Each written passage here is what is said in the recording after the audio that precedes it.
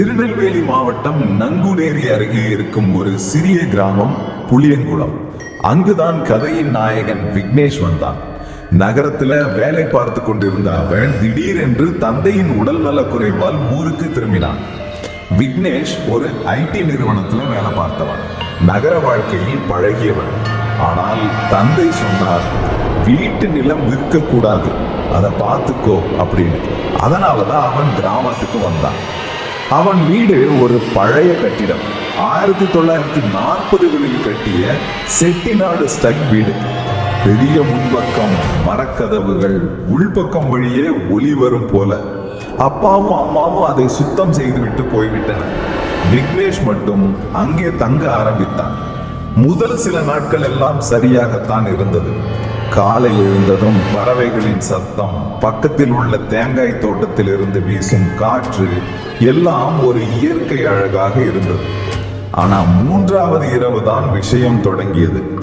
அன்று இரவு சுமார் 11 மணி. மழை வந்து கொண்டிருந்தது. விக்னேஷ் படுக்கையில் படுத்து லேப்டாப்ல வேலை பார்த்து கொண்டிருந்தான்.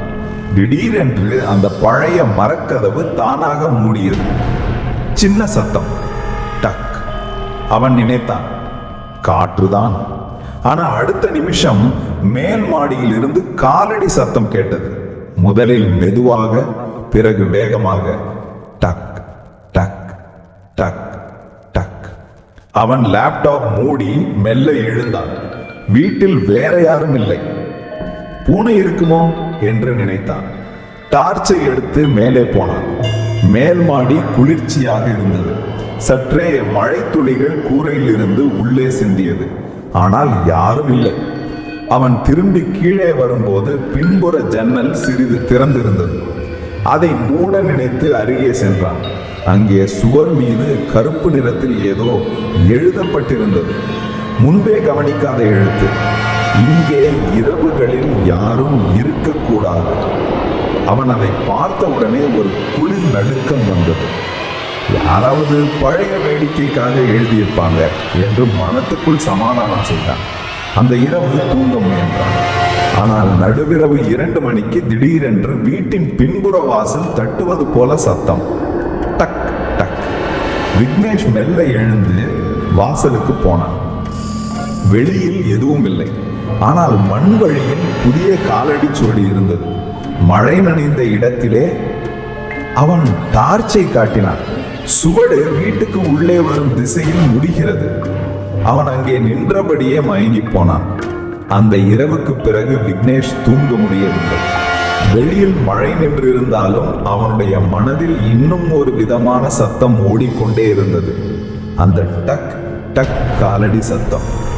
அவன் காலை எழுந்ததும் வீட்டை முழுக்க சுற்றி பார்த்தான். மண் வழியில் இருந்த காலடி சுவடு இன்னும் தெளிவாக தெரிந்தது. ஆனால் அதிர்ச்சியாக அந்த சுவடு வீட்டுக்குள் வந்தவரை மட்டும் இருந்தது. அதற்கு பிறகு எங்கும் இல்லை. பாதை திடீரென்று முடிந்தது போல. விக்னேஷ் தன்னைத்தானே நியாயப்படுத்தி கொண்டான். அது ஒரு மாயை மாதிரி தான் இருக்கும். மழை, மண், காற்று ஏதோ கண்ணை மயக்கி இருக்கும். ஆனா அவனுடைய மனம் அதை ஏற்கவில்லை. மாலை நேரம், சூரியன் மறைந்து காற்று குளிர்ச்சியாகியது. கிராமத்தில் மக்கள் எல்லாம் வீடுகளுக்குள் சென்று விட்டனர். அந்த பழைய வீடு தனிமையா இருந்தது. அவன் டீயை குடித்துக் கொண்டிருந்த போது பக்கத்து வயலில் வேலை பார்க்கும் ஒரு முதியவர் அவனிடம் வந்து சொன்னார், பையா, நீங்க அந்த வீட்டில் இரவு தங்குறீங்களா? விக்னேஷ் சிரித்தான். எனக்கே தானே சொந்தம், ஏதாவது பிரச்சனை இருக்கா? அப்போ அந்த மூதாட்டி முகம் சீரியஸா மாறி மெதுவா சொன்னார், அந்த வீட்டில் ஏதோ விஷயம் இருக்கு பையா. கடந்த வருடம் வரை யாரும் அந்த வீட்டில் தங்கல. இரவு சில சத்தங்கள் கேட்கும். பலரும் அங்கே இருந்து 1 வாரத்திற்கு மேல தங்க முடியல. விக்னேஷ் சிரிப்பாக எடுத்துக்கொண்டான். ஆனா அந்த இரவு மீண்டும் அதே சத்தம். அவன் நேரம் பார்த்தான். 1:47 AM. இந்த முறை தெளிவாக கேட்டது. டக் டக் டக். மேல் மாடி அல்ல, பின்புற மறையிலிருந்து வரும் சத்தம். அவன் டார்ச்சை எடுத்துக்கொண்டு அங்கே போனான்.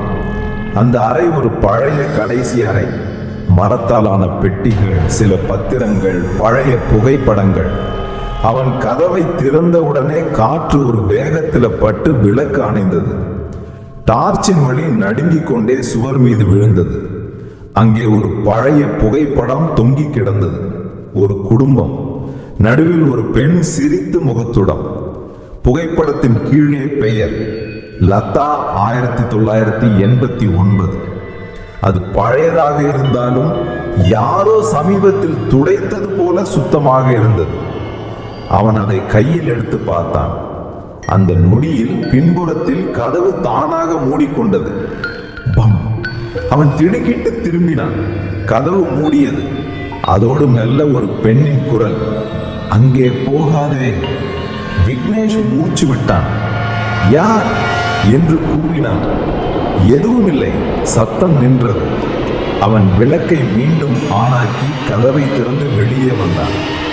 அந்த நிமிஷம்தான் அவன் புரிந்து கொண்டான், இது ஒரு மாயை இல்லை, ஏதோ ஒரு அமைதியான ஆவி அந்த வீட்டில் இருக்கிறது. அவன் இதை தெரிந்து கொள்ள வேண்டும் என முடிவு செய்தான். அடுத்த நாள் அவன் கிராமத்தில் சிலரிடம் விசாரிக்க ஆரம்பித்தான். பழையவர்கள் ஒரே மாதிரி சொன்னார்கள். அந்த வீட்டில் ஒரு லதான்ற பெண் இருந்தாள். 1989 அவள் திடீரென மாயமானாள். யாருக்கும் எதுவும் தெரியல. அப்புறம் அவள் புகைப்படம் மட்டும்தான் மிஞ்சிருக்கு. அவன் கேட்டான், மாயமானவா? கொலைனா? ஒரு மூதாட்டி மெதுவா சொன்னாள். யாரும் எதுவும் சொல்லல. ஆனா ஒவ்வொரு வருடமும் அவள் மாயமான நாள் வந்தா இரவு 2 மணிக்கு அந்த வீட்டில் சத்தம் கேட்கும். விக்னேஷ் அசைந்தான். அந்த நாள் எந்த தேதி? அவர்கள் சொன்னார்கள், செப்டம்பர் 14. அவன் தன் கைபேசியில் பார்த்தான். அன்று செப்டம்பர் 13. அடுத்த நாள் இரவுதான் அந்த நாள். அந்த இரவு விக்னேஷ் தயார் செய்தான். அவன் வீட்டில் CCTV camera, voice recorder, light sensor எல்லாம் ஃபிக்ஸ் பண்ணான். இது உண்மையா இல்லை இன்று தெரிந்துவிட வேண்டும் என்று முடிவு செய்தான். இரவாகிவிட்டது. 1:30 AM. அவன் சுவரை நோக்கி அமர்ந்திருந்தான். 1:47. அதே சத்தம் ஆரம்பித்தது. டக் டக்.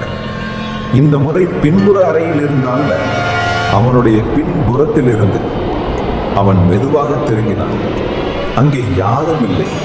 ஆனால் குளிர் மூச்சு அவனுடைய கன்னத்தில் பட்டது போல இருந்தது.